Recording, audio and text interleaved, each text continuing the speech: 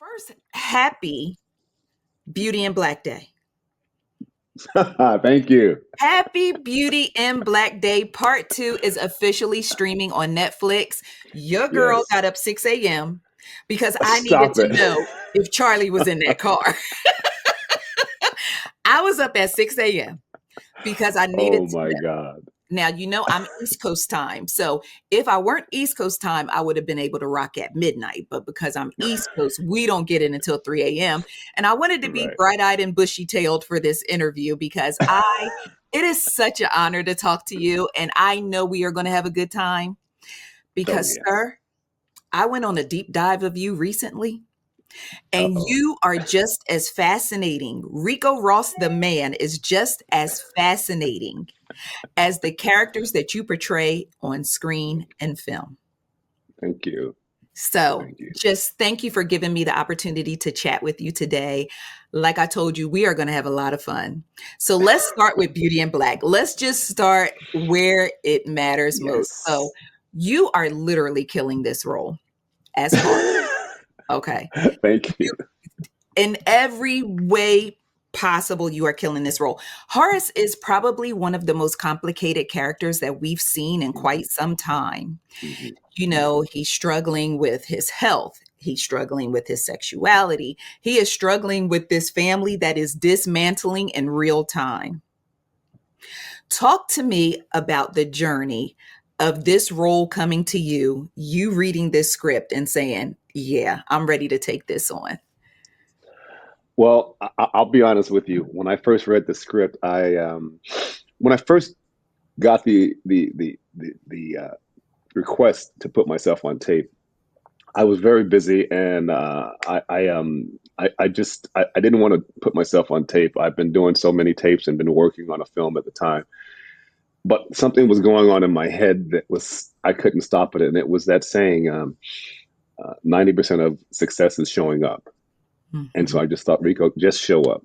mhm. So I got my wife, who's my reader, and I asked her, I says, can we just do this one time? If I get through it without messing up, then we'll send that in. And we tried it. And as you know, I spent a little while memorizing the lines so I can, really get into the character. And then we did it, and halfway through the recording of it, my character's supposed to cough because he's sick. And I coughed at the same time she said the following line. I didn't hear it. The camera's still rolling. So I say in character, excuse me. And she's behind the screen going, and then I say in character, I didn't hear you. And then she says the line. And of course, we're back on track and we finish the scene. Wow. That is the tape I sent in for them for this for this part. And I Yes. and she was saying, let's do it again. You made a mistake. I said, listen, I looked at it and I said, this is the essence of the character. And I Mhm. can do it again and not make a mistake, but this is the essence of it. And that's what we sent there. And that's what ended up getting me the job. I didn't appreciate the part until I got the 16 episodes. And when I read them, then I realized what I had on my hands here, and I realized the responsibility because he is the patriarch of the family, Mhm. and he also is the CEO of the company, and he has so many different layers. When you first meet him, you think that he is a senior citizen with who's very poor, living on a fixed income. You think when you first meet him that he is elderly and he is not very able. When you Mhm. first meet him, you think that he's a nice guy, and that he could be weak. You later on realize that saying they say don't mistake my kindness for weakness. You Mhm. realize that really applies to Horace. You first meet him, you think that he could be quite homophobic, and later on you find out that he's actually curious himself. So the character had so many different layers that I just thought this is a dream to play because this character is like embodying the villain and the hero in the same role. And Yes. I just thought I've never played a character like this, and I really want to maximize this opportunity. It was a little difficult for me because the description of the character was a 70-year-old man who looks older and moves older. He's dying of prostate cancer, and it just came across as someone that when you meet me, you don't get 70-year-old man older, Right. that's ill. And so when I was offered the part, I talked to production. They were in Atlanta, I was here in LA, and I said, you know, I haven't met you guys, but I am not that description. I says, when you meet me, that's not what you're gonna think of. And they said, Tyler Perry personally picked the lead actors, and those are the characters he wants, the actors he wants, and he'll make it fit. And so when I got to Atlanta, I thought, how can I find this character? I mean, I read the 16 episodes, and I read it a few times, and I felt like I had a beginning of the character, but I just felt like I didn't have it. And I started talking to Tyler about it, and then I realized I needed a foundation. My father was a big man in stature, physical stature, but also in the community. And my father never raised his voice. And often when people would raise their voice around him, he would lower his so that they would listen. And I thought, that's my foundation right there. Now Yeah. I have to find how I'm going to build this house. And I start trying on shoes because in America we tend to work from the inside out on method. Mhm. Uh, in England, they tend to work from the outside in because they do a lot of period pieces. So maybe a certain outfit will make them feel the character, or a certain pair of shoes. So here I am using all of my resources, and I'm thinking, okay, I've got the foundation. That is my method. I've got to find the right shoes. I've got to find the right outfit. Wardrobe was helping me with that. And then Tyler suggested that I use a cigar, that I smoke a cigar. So I started smoking a cigar. I don't smoke cigars, but I Okay. started smoking it. But one of the things I found was that when I smoked a cigar, it gave my voice a different tone. And that was a tone that I thought would work for the character. And then I think the last thing was when he suggested that I use a cane. And when Hmm. I got the cane, girl, All that came was it. It was a together. wrap. It I was a said, I wrap. got you now. I got you now. But it's so funny that you mentioned that about the character because even in watching on the outside in, looking in, watching, it is like you said, it's almost like watching him evolve as the series mm, continues, right? hmm Thank Horace you. is an Yes. evolving character because even just locking in this morning, because I told you I got up early to lock in, and I'm just like, he is a meanie. There is just you just see these different sides. But if you think about us as human beings, we all have different. The right situation can bring out the wrong person. Thank you. You Thank know, you. and you're watching this, and I remember a particular episode because I encourage everyone to watch if they have not already watched, so we don't want to spoil anything. But there was a Right. particular episode where it was like, oh, y'all got Horace effed up. He is not weak. Y'all don't let, I always say, Rico, I always say, don't let the smooth taste fool you, right? And I said, y'all let the Colt 45, y'all let the smooth taste fool you. Don't let the cane mislead you now.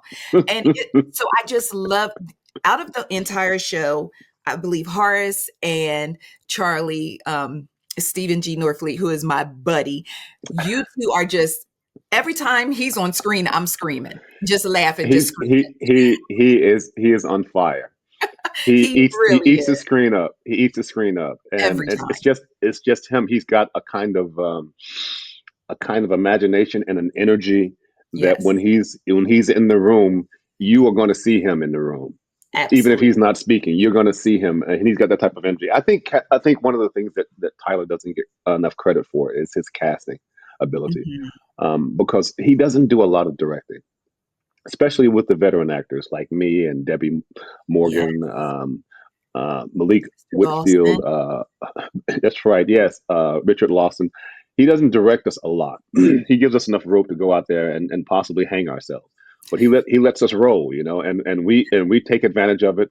We don't abuse it, but we do take advantage of it. And I think for the younger actors, they bring an energy themselves. They bring a certain energy and creativity. And when you put the two together, it's like building a championship team. You start Mhm. off with some rookies, and you add some veterans, and when you get that right mix, magic happens.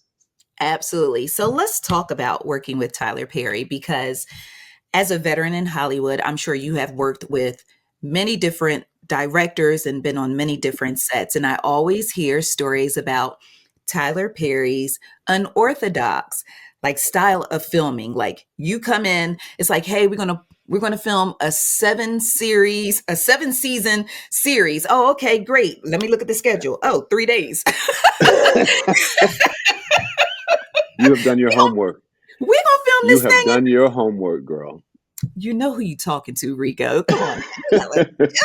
But talk to me about just that switch up and just, if you had to personally adjust to that style of filming with all the different sets that you've been on. Mhm.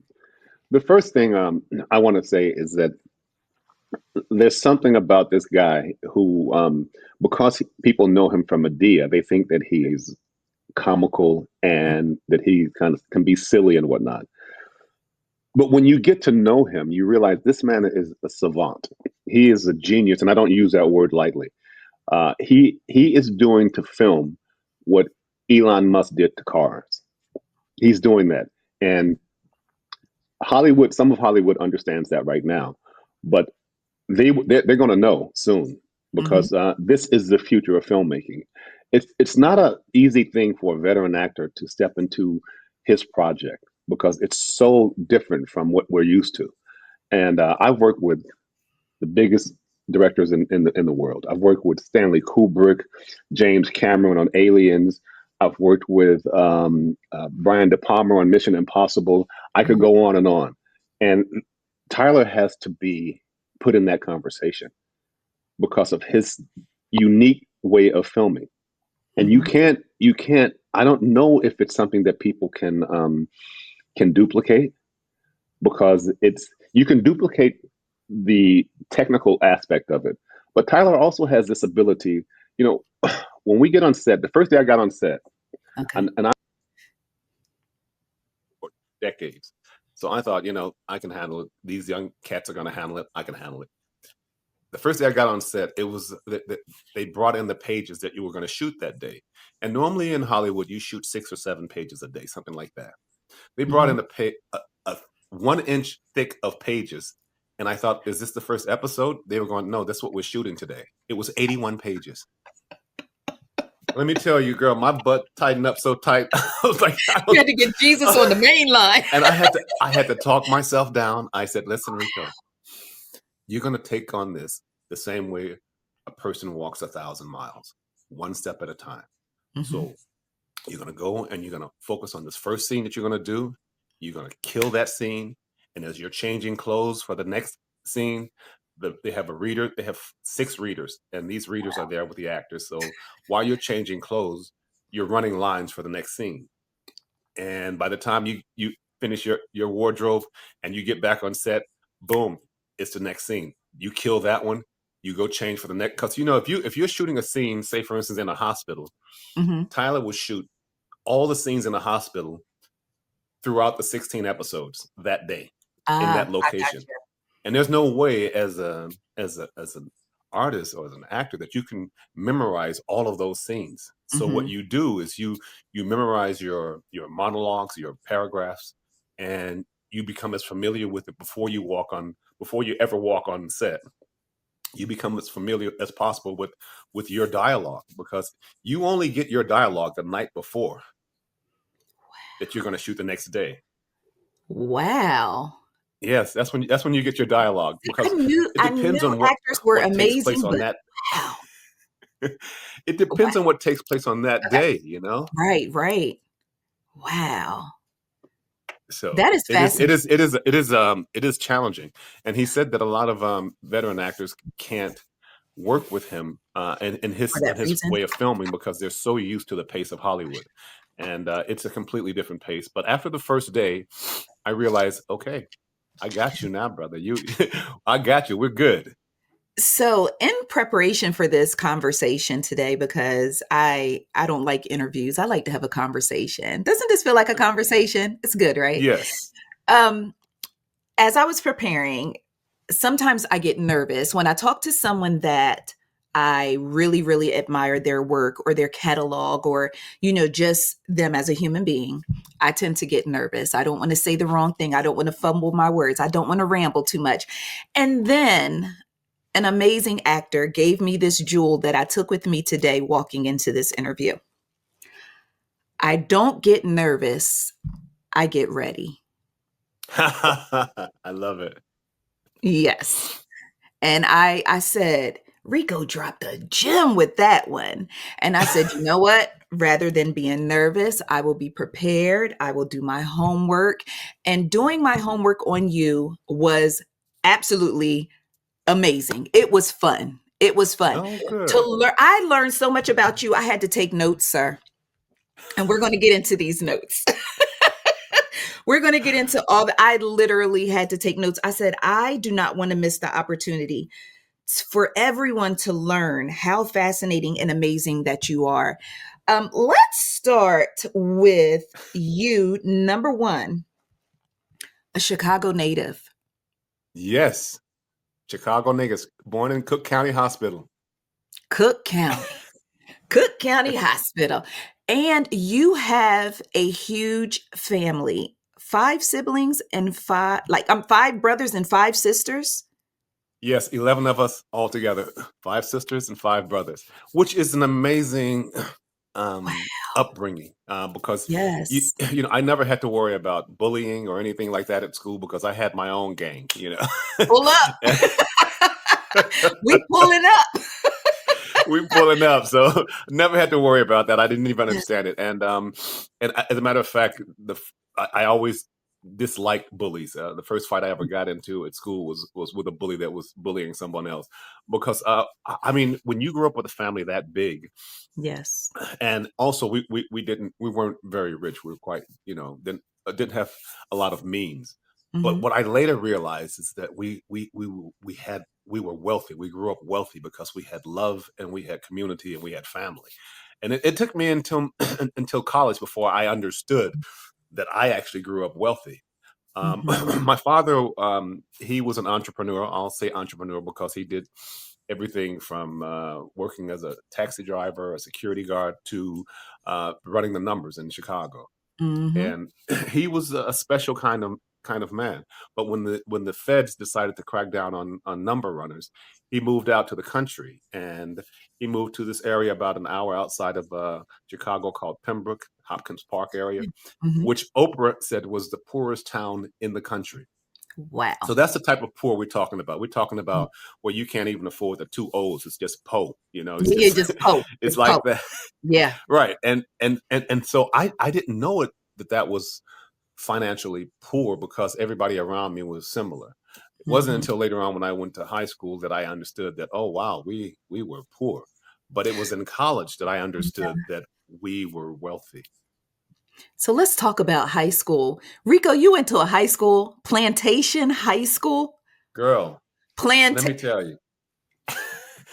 Can I you said I imagine? was You in. come from Chicago. Imagine coming from the Midwest of Chicago, and your parents split up, and you're moving to the South, and we have certain preconceived ideas of what the South is like. Yes. Anyway, we think that people are slow, that they're racist, they're not the smartest people in the country. And I get there, and they tell me that my school is called Plantation High. Imagine what that does to a young kid who's from Chi-Town, Yes. and I just thought, this is crazy. But that was how I ended up getting into acting. Strangely enough, we Yes. had a school that was being built that was going to be called South Plantation, but until it was completed, they had us going to Plantation High, Okay. and the student body the original student body would go in the morning time, and we would go in the afternoon. And one day we got there early, and I tried to sneak in. And the teacher caught me, and I lied. I said, I left my book. I want to go get my book. I just made it up on the fly. And Yeah. she could read right through me, but I was committed to this lie. Right. And then a little white girl came up and said the same thing. And she had left her book, and the teacher allowed her to go and get it. And I just I played the race card like it was an ace of spades. And Mm-hmm. my eyes got watery, and I just told her, you let her go in there, but you wouldn't let me. And what's the difference between the two of us? We both came up here and said the same thing. And I'm running it. I'm rolling with it. And I'm Yes. convincing. And she said, I am not going to allow you in the school early, but what I will do is I'll put you in my play. And that's how I got into acting. So, wow. So she saw the actor in you trying She to get saw inside. it. Now, do you think She it was saw two things could be true at the same time? it. Exactly. That she wasn't letting you into school for obvious reasons, but she also saw the talent within you. Exactly. Okay. Okay. So then from there, so we go to Plantation High School. Eventually, you go head to college and you got into this UCLA program. And Yeah, I you got into were UCLA at one yes, of they only 12. accepted 12 people a year, and I managed to be one of the 12. And once I got in there, I thought, yeah, I'm going to make the most of this, and I did. And afterwards, I started working right out of college, and I did Young and the Restless for a while, and then my second big job was Hill Street Blues. I don't know if you remember that, but You don't know if I remember that. Don't make me sing the theme song. I absolutely loved, and it was as I was, I'm like, the Young and the Restless, because Victor Newman is a card carrying member of my family. Okay, number one, Victor Newman, Mr. Eric Braden, to be exact, and then I was like, Hill Street Blues. I was like, I have seen Rico my entire life. Oh my gosh, Hill Street Blues. That was yeah. So me, and my grandmother used to watch that did faithful. you? Oh, oh my goodness, Hill Street Blues. Oh, it was a good show, and it was Absolutely. very it was very innovative at the time. All of these CSI shows they sprung from the style of shooting Absolutely. that they did. And I played a gang member, and but coming from Chicago, playing a gang member was very easy. The problem with that was after that show ended, and we won 21 Emmys that year that I was on it. That was the last year. Every job I got after that for the next three jobs were playing gang members or those type of characters. So I went back to one of my professors at UCLA, and I I wanted to have an honest conversation. I says I don't want to seem ungrateful because Right. I am very grateful that I'm working right off the bat. I'm working, Yeah. you know. But I said I feel typecast already, and I'm walking around with a master's degree from UCLA, but I'm only being seen as a gang member in that type of role. And he suggested, he says, acting is when you're an actor, you're a student of society. He says, I think you should audition for this Shakespearean course in London. And if you get accepted, I think you should move over there. And it would be a good experience for you as an actor, but it would also be a good experience for you as a young man. Yeah. And I auditioned, I got in, I went over there, moved over there. And by the time we finished the program, they had asked all the Americans when they arrived to acquire British accents. This is because we don't want you focusing so much on the accent that you forget about the character. And so Right. by the time the program was over with, my British accent was as good as any Brit that was in the class. And I liked them. I followed them. And after the course Yeah. was over with, they started going on auditions and meetings and doing British roles and doing Shakespearean roles. So I made up the equivalent of a fake social security That's number. that daddy And hustling in you.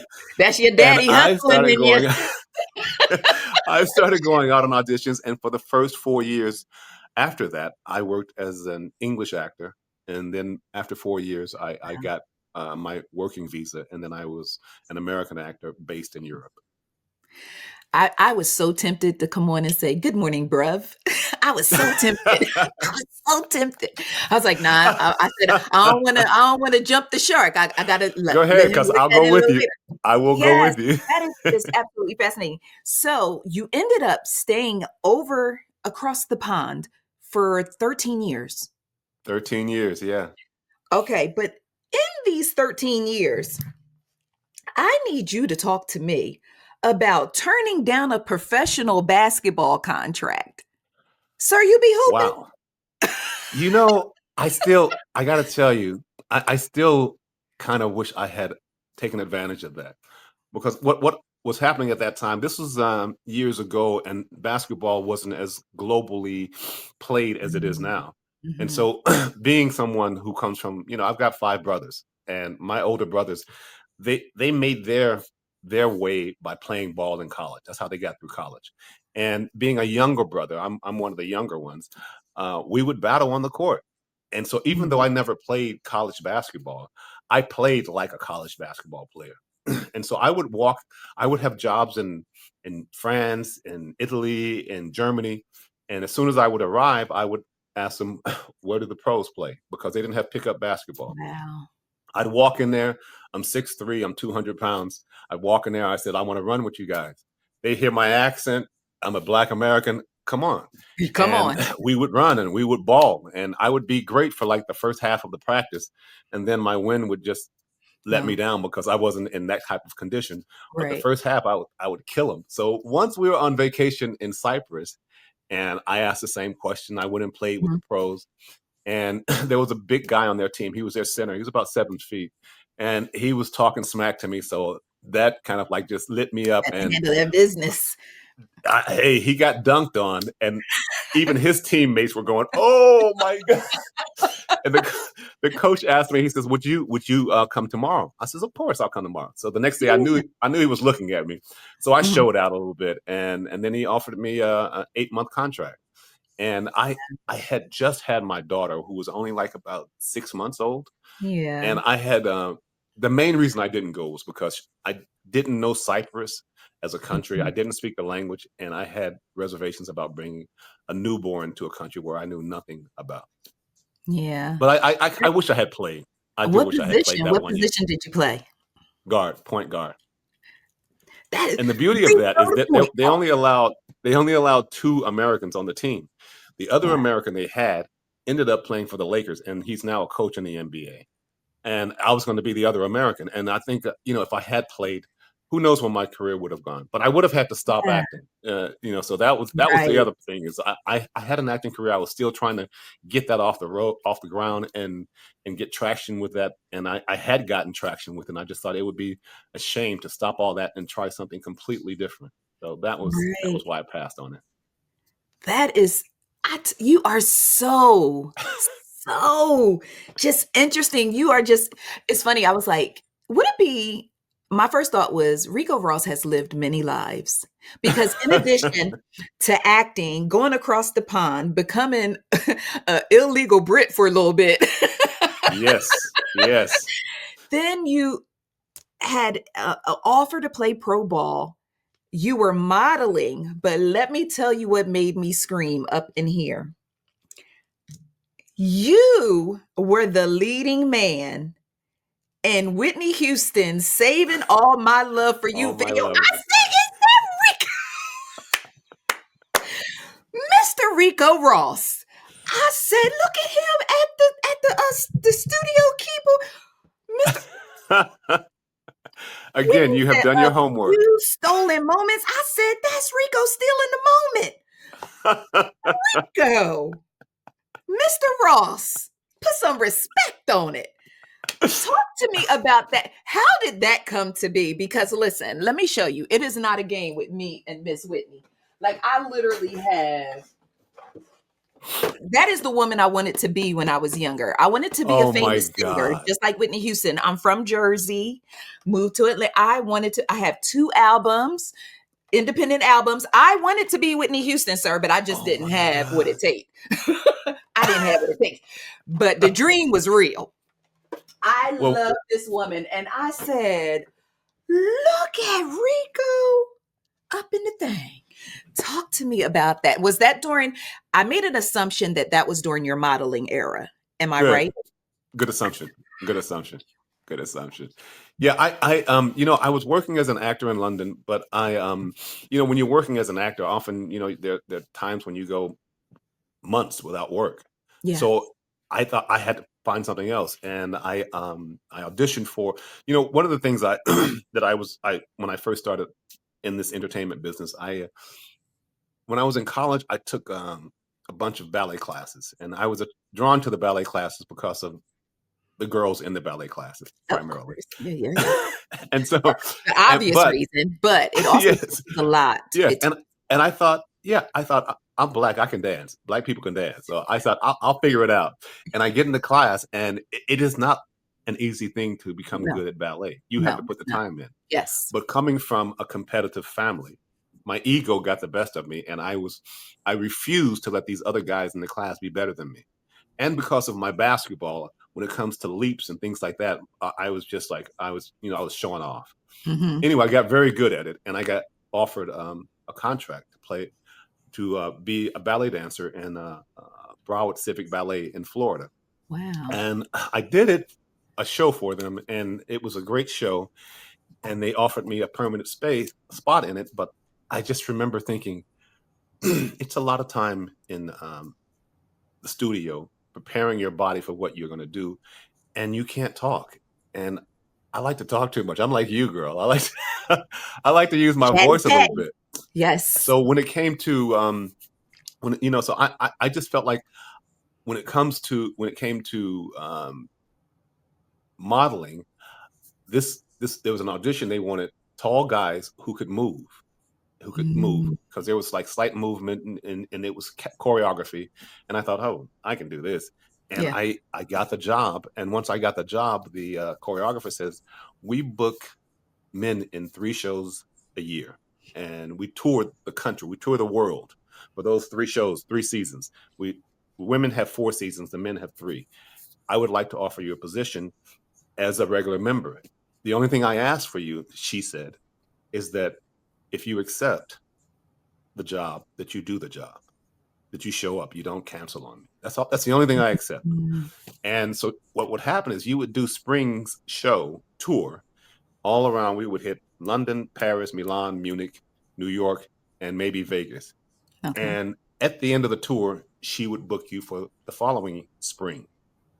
And the only thing she asked is that if you accept, don't cancel. So I was doing this for 4 years, and I was kind of acting, because I just thought I'm going to act like a model. And if they buy it, I'm just going to go ahead on and let them pay me for it, because I'm traveling around the world with the most beautiful women in the world. Mm-hmm. Naomi Campbell was modeling when I was there, and they're paying me, and I'm Right. getting to experience this whole different lifestyle. But what happened? Batman offered me a small role in the very first Batman with Jack Nicholson, and it was playing opposite Jack Nicholson. And Mm, my dates worked with their dates, and so I accepted their job. And it was a small part, and my career was taking off as an actor a bit. And I just thought, I'll take this small part because it's with Jack Nicholson. But then they started moving the dates, and they ended up moving it till it conflicted with this modeling date. And I had to make a decision, and I had yeah. told her, I'm if I accept, I'll do it. So I passed on the Jack Nicholson. And you got to keep in mind, Batman, this was the very first one. No one knew Yes. Batman was going to be the Right. Batman it became. Right. So I passed on it, and I did the show. But I told her after that I can't do it anymore, because it's conflicting with my career. Rico, just listening to your story and just digesting it all, you have been in multiple situations like many of us, Mm, but I feel like you have been in crossroad positions. Like, do I continue to model? Do I take my chance here? mhm. Not to get personal, but do you rely on a higher power for guidance? Because just from the outside looking in, it appears that you have always seemingly made the right choice. Because me, they still would have been talking about me over at the thing. Because I'd have been like right in front of Jack Nicholson, like, get out of here, Batman. It's like, it's not like you had to decide, am I going to go to McDonald's or Wendy's? You had to decide, are you going to stay true to, and I think that's probably one of the reasons why God has always blessed you, because you are a man of your word, and you're honorable, right? Mhm. And but what do you rely on? I know now you have a beautiful wife and a beautiful family, but as a young man who is navigating his life and seeing the world, let's not overlook that. You have literally seen the entire world. Some people ain't left their zip code. You know what I'm saying? So Mhm. just what did you rely on at that time, just to make the right decision in your career? I don't know. I think coming from a big family, When you have 11 siblings in one family, there are a lot of personalities that you have to learn to navigate. Mhm. And you take this is like boot camp for getting out into the real world. So by the time I got into the real world, I think I had an advantage in some respect because of those 11 kids. As a matter of fact, when I was growing up, I always thought when I grow up, I want to have 11 kids until I had one and I realized how much work it is Sure. and how Okay. time consuming it is. Fun making them, but taking care of them something different. Exactly, exactly. So I always appreciate the wealth that I came from. Hmm. And people always associate wealth with money. No. But I think Africans from the motherland, they understand the real meaning and the definition of wealth. And wealth is community and family. And I grew up with such wealth that I think it prepared me for being out there. And I think it also helped me make the decisions. And I don't know if all the decisions were the right decisions to make. Okay. Um, I might have been successful at being a model. I was actually I was good at it because I could move well, and I have personality. I'm not shy, and so you put me on a runway, and you're going to be watching me. Hmm. Yeah, you're gonna And I walk it was out. successful at Mhm. basketball. Right. I was really good at it, and I had this young boy with big brother's chip on my shoulder. So when I played against guys, especially bigger guys, I went at them like I was going at my brothers, and trying to prove something to them.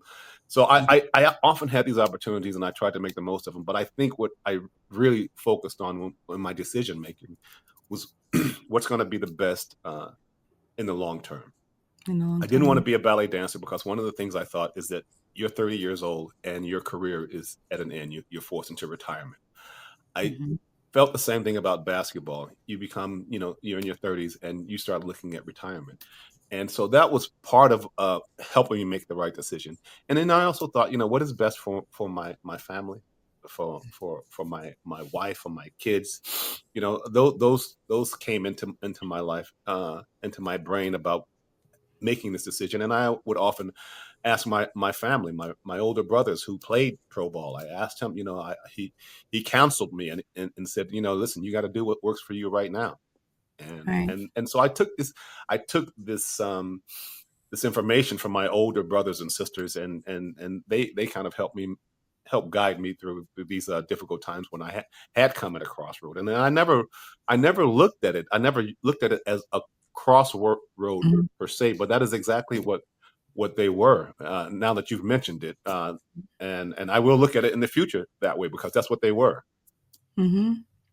Okay, so I don't, I tend to get distracted a little bit. You still have not told me how you ended up sitting across from Whitney Houston and she was saving all her love for you. Let me tell you about Whitney. Let me Tell tell you me about about Whitney. her. Tell me about her. First of all, when I was working with her, I was modeling at the time, and that's how I got invited to meet with him about this project. And the director had actually told me, he says, I had already cast this role, but the guy I had cast was too good looking, and that was kind of like a backhand slap. And he did Okay. not smile when he said it. But I Okay. thought what I'm bringing to it is I'm bringing some skills to it, and I had been acting, and so this was not a modeling job. This was an acting job. And that's the Yeah. way I approached it. And as a matter of fact, Whitney at the time, she hadn't done any acting. She was just a beautiful young sister. And we got along great. And I kind of helped her with the acting part of it. I said, listen, just how we're talking right now, when we start getting in front of the camera, forget about the camera. We're gonna have some Hmm. fun. If you get inspired to say something, say it. I'll come back with something. And if I get inspired to say something, I'll say it. Let's just have this little back and forth. And she loved the idea. And we started playing around, and when we got on camera, that chemistry happened. I mean, she's a beautiful girl. She's a Yes. beautiful girl. I found her very attractive. And I did not know how talented she was. I had heard the song because they would Hmm. play it, but it was played on a loop and you didn't see her singing it. And I remember there was this one scene, and I'm behind the glass, I'm the producer, and she's out there in front of the mic and she's singing. And we had done about 3 or 4 takes and it wasn't working. And the director kept saying, cut. And he goes, Whitney, can you actually sing it? Because I need to see your voice and all that. And she Mm. started singing, and that's when I thought, this girl here, because I had no one knew of who she was really, This Mm-hmm. girl here, when she started singing, I said, I don't know how big she's going to be, but every box that you would tick for somebody who has it, she was ticking it. She Yes. looked amazing.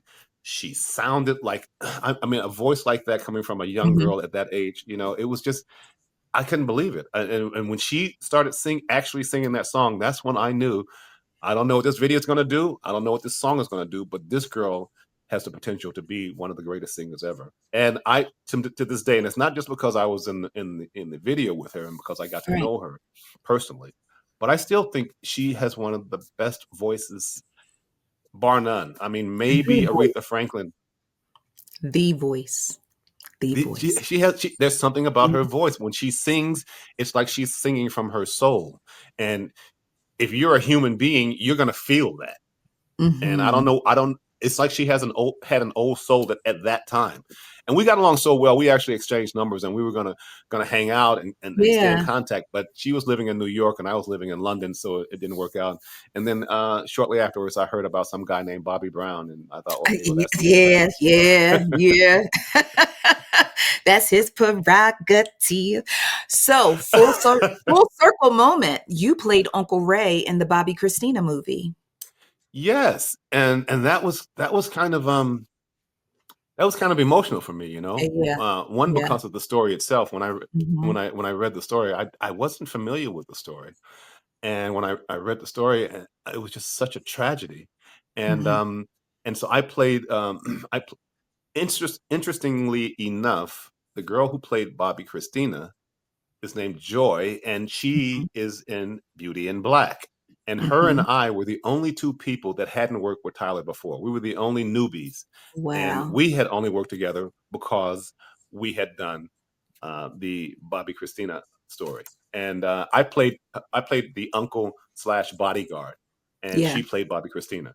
And we had an amazing time. Her and I just loved working together. And when we saw each other on Beauty in Black, she's my favorite actress of all because Yes. her name is Joy, and that's what she brings. She brings joy to the set, and you don't see it, but behind camera, she is the life of the party. And I had not worked with anyone else on the show before, and so it was the first time that I worked on a show with all of these people. But the only person I had worked on was Joy, and it was great that we had come full circle. The Full Whitney circle. Houston project was it was kind of emotional for me Yeah. because it brought it back to me, and also it was just such a tragedy, such a Mhm. tragedy because I think if Whitney had managed to stay true to her art and her talent, I don't know what she would have come up with afterwards. It's the Yeah. same sort of thing you think about Prince and Michael Yep. Jackson. If they had lived on, how would they have evolved? How would their music had evolved? How would they Yes. have changed music in around the world because they had Mhm, that type of talent, mhm. as Wow. you know. As I know, as I absolutely know. So, swinging back to Beauty in Black, a question that I have for you as one of the stars of the show. Well, I guess you already mentioned that, but after filming, do you guys get to screen the whole thing or do you watch it in real time with us? No, we've been fortunate enough to have Tyler has invited us to his house. I'll say house. Yeah, yeah. To his community, to his When you zip spend code. $100 million on a place, it's going to look a little bigger than a house. Yeah, yeah. But he It's a zip code. in Georgia at that. Yes. But he invited us to screen the first two episodes before they came out of the Okay. first part. And we went to his house and we had dinner, and then afterwards he says we're going to go downstairs to my screening room and we're going to watch the first two episodes. His screening room was a theater Yeah, basically, yeah, yeah, yeah, with yeah. beautiful chairs Wow. and all that. But we went and watched it, and then afterwards, before watching it, he pulled me over to the side and he says, "Rico, I want to explain something to you." He says, I want your character to be mysterious." So I'm Hmm. introducing him very slowly, and that's going to give us room to go as the series progresses. And he did just that, and so he warned me that because you wouldn't see me very much in the first two episodes. And we saw the first two episodes, and we were surprised at how when you're filming something, you're so preoccupied with In the moment. getting into character, getting your lines right, making sure you have the right outfit on, all these things, that you're really not taking in everything else that's happening. Right. But the way Tyler shoots, there's so many moving parts happening. And an example may be, I'll walk onto the set to do a scene with me and one other person, and he'll go, "Okay, Ricco, what's the scene about?" And he knows what the scene is about. And as I'm explaining, he wants to know if I know and make sure Okay. we're on the same page. And as I'm explaining it to him, halfway through, he'll do this sign like this and say, "Roll him." So now the cameras are starting to roll, even though I'm still talking. And by the time I finish talking, he stepped out and he'll go, "And action." And you're on. Wow. It's like that. It's like that. Okay. So it's All a right. whole different way of filming, and Yes. it's a lot of you have to be on your A game. You have to be focused. And so when we get to the screening room and we're watching it and we're seeing that it looks more like a movie than like a TV show. Mm-hmm. Jimmy Jam did the music, so it sounds new too. And we're watching this and we're very we're very pleased with the teamwork, because a lot of people don't understand that when these actors win awards, it's not because of them alone. There's a Right. whole team of people behind Absolutely. them that makes that performance what it Absolutely. was. There's Absolutely. makeup, there's hair, there's the crew, the cameraman, there's the editor. Mm-hmm. There's Mm-hmm. so many. There are the people that feed you. There's Mm-hmm. so many people that assist you to be able to create that performance that you create. Yeah. And I think they don't get the credit for it. But when we saw the finished product, we were able to appreciate the teamwork and how that teamwork had worked. Sometimes you can have all the right parts, you can have all the right characters, the right director, the right script, and the project doesn't work. Yeah. And other times, you'll get something and you feel it feels rushed. It always feels rushed with Tyler, because he likes to shoot at a pace that's very different from Hollywood, and he doesn't like to do multiple takes. He likes to do one take. Okay. So imagine, you're Yeah. doing this scene and you got and you lose your line. You just forget your line. He's cool with that. Ask for a line. Somebody throws you the line, you digest it, and then you say it in character and you keep it going. And as a veteran actor, I understood at one point, oh, he's only doing one take. And then sometimes there was a line that I'm not sure whether I want to Mhm. go this way or that way with it. So what I would do is I'll give him one version of it, and then I'll ask him, let me get one. Can I have Yeah. one? Yeah. And then I'll Yeah. do my version of it. And sometimes my version will be different words completely. But I would ask for one every now and then, or ask for two, because I want the editor to have choices when he gets Yes. into the editing room. So as a veteran, I have the knowledge to understand that this is something Mhm. that will enhance my performance later on when they get into the editing room. So, there's little tricks like that veterans would use. And I think Yes.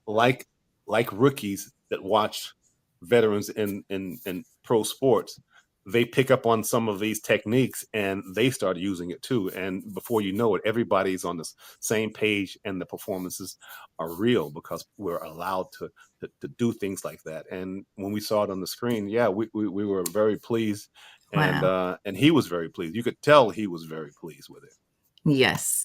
So, not putting you on the spot, but I Uh-oh, but I'm foresee going to put you on the spot now. yeah, I but can I'm see going it to coming. put you on the spot. I foresee multiple seasons of this show. Would you give me a nod that you would be down? Because I need more Horace. Because listen, I'm already praying for his condition. I'm praying because I know God is a good God. He in the healing business. So I need Horace to get that cough together. Because he it's so funny. Every time he cough, I say, "Oh Lord," every time he cough. But is that something that you could see yourself kind of staying around for the long haul? You know, because I know Um, that there are a lot in of answer different to your projects. question, Yeah. I'll say this. We were doing a scene, and it was an office scene where we're at the office and it's the boardroom, and there's a big clash between Horace and his brother Norman. Yeah, And yeah, you see yes. these two bulls clash. And we finished the scene, and Tyler says cut, and he comes into the room and he tells the cast, look at that monitor. And we look over at a monitor, and there's like 50, 60 people around the monitor watching the scene we just shot. Mm. And they're extras, they're crew members, they're the people who feed you. They're all Yeah, watching the yeah. scene we just shot. And he Wow. says, that doesn't happen very often. And we've got something because nobody asked them to watch this scene. Mhm. They wanted to see the replay of that scene that you just shot. That doesn't happen very often. Then he pulled me over to the side and he says, Ricco, I'm watching this scene and I'm watching what you do. And he says, I'm having a hard time focusing. And he says, the reason why is because in the back of my mind, I'm thinking, I can't kill him off. He God says, is a good God. he says, I love killing off characters. Yeah, you do. But he You says, do. I'm thinking, I cannot kill him off. And he asked me at that time, this was halfway through the first season, he asked Yeah. me if I would be willing to stay on. He says, if you've got some other things happening, I understand, but I would love you to stay on for season 2. And it was at that time that I told him, I said, listen, this character that you've entrusted me to breathe life into is, I've never played a character where at some point you're the villain, at some point you're the hero in Yeah. the same role. I said, Mhm. these parts don't come around very often for actors. So of course I'm with you until the wheels drop off, brother. And Yes. so that was like the moving forward moment for Love to hear it. Horace. Love to hear it. Love to hear it. I think this is a perfect place for me to wrap up this beautiful conversation with you, because then I'll start rambling like, well, what kind of cartoons did you like to watch? Because I just find you so fascinating. When people who have lived, like, just I admire you, because what I see when I look at your life is someone who lived fearlessly.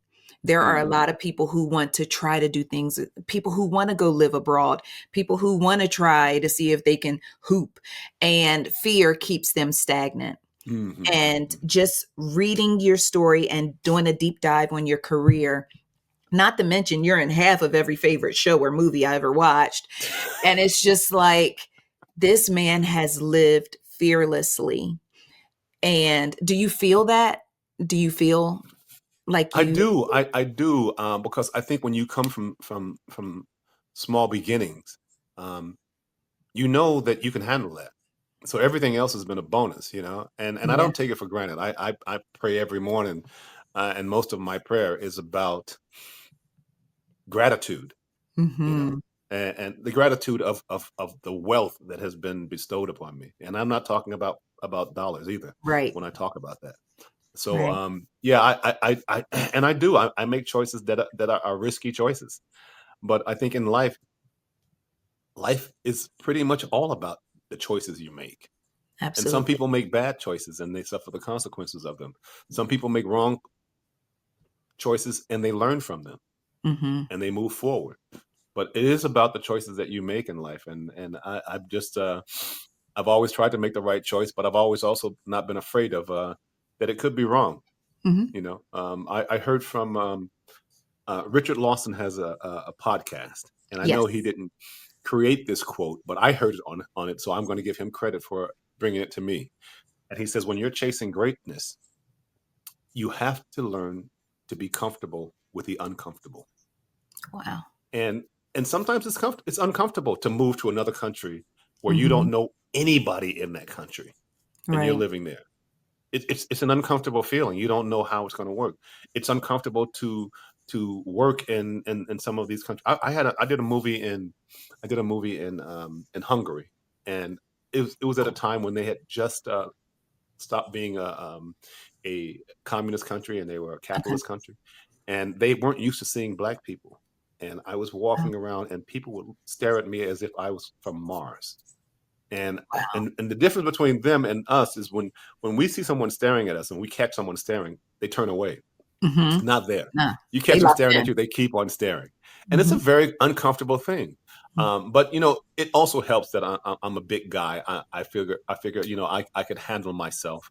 I used to teach kung fu in London, so I'm very capable of handling myself. And I think it would be very different if I was a female, a black woman walking through this country, and people are just staring at you with Right. with a blank expression, Mm-hmm. completely blank. You don't know whether they think, "Oh, she's attractive," or "She's interesting," or whether they think, "I hate this person." You Right. don't know what, and it's very uncomfortable. But I learned from taking these, making these decisions and taking these chances, that I have learned to become comfortable with the uncomfortable. Wow. And my last question for you. What is your favorite flavor of ice cream? Do you eat ice cream? Because I'm ice cream conversations, so I have to ask. People will be like, "You didn't even ask him about the ice cream, girl." It's like, I mean, he Don't did put Kung Fu in any Rocky London. Road ice cream near me. You gonna tear it down? Rocky Road. Rocky Road. Don't put it. Don't I'm put a it butter near me. pecan girl myself, but Rocky I Road. love me some butter pecan. Not only that, Mhm. I love me some pecan pie too. Oh, see, I haven't ventured to the pie. I don't mess with pie too Pecan much, pie is but pecan pie unless is it's sweet bomb. potato, because. Yeah. Thank Rocky you. Road. Thank you so much, Rico, for just giving me the opportunity to have this conversation with you. Thank you for sharing your talent with us. You are always welcome to come sit down and chat with me some more when we talk about season 3 and 4 and 5 and 6 and 7. You are I always welcome. can't wait till you finish seeing the second part of season 1. And I want to talk to you about that after you've seen that, because Okay. it's going to be a ride, girl. It's going to be. Yeah, And I no, was thinking, listen. how are you going to follow up the first half? And I know how they did it, and so it's going to be a ride. It is I'd be going to be interested to get your views on the second part. I would love to give them to you. So far, I want to say season 2, but it's part 2. So far, part 2 is giving it up. It's giving it up. Okay. It All is right. giving it. Part 2 is giving it up. So I am locked in, completely locked Cool. in. I am going to continue watching after our conversation, but just congratulations on all of your My success. And pleasure. may the Lord bless you, keep you, continue to keep giving you roles and keep you on all of our screens and in theaters. I'll talk Thank to you you. soon. Have a Thank you great so much. day. All right, and you. Bye Bye bye. bye.